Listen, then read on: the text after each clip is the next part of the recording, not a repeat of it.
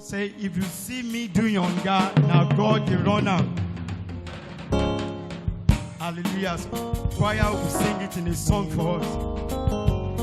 Morowa, Kabawajo, Orita Malaikini, Bashin your Lord.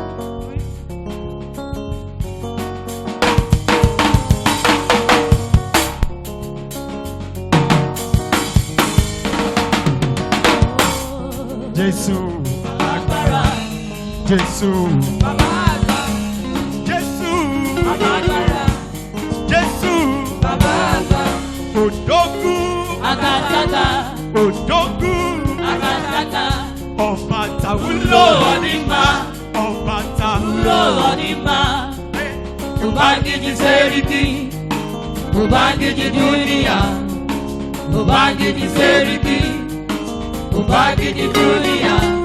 Oh, yeah, make I ask you, waiting do for you, oh. He carry me waka, now why they do yanga? Waiting do you, why you dey answer? He carry me waka, now why they do yanga? He don't leave me scatter, he don't leave me fall to Yakata. He carry me waka, now why they do yanga? Oh, Jenny Shubu, oh, Jekaya say, yeah, me, oh.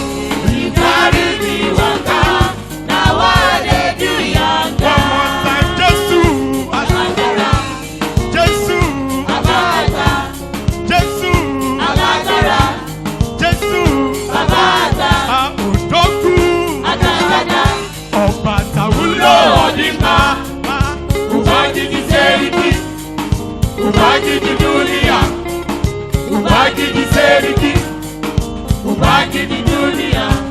Oh, yeah, make I ask you, waiting do for you, oh. He carry me waka, now why they do yanga? Waiting do you, why you dey buga?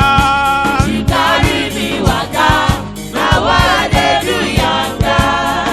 Oh, Jenny Shubu, oh, Jekaya say, yeah, me, oh. He carry me waka, now why they do yanga?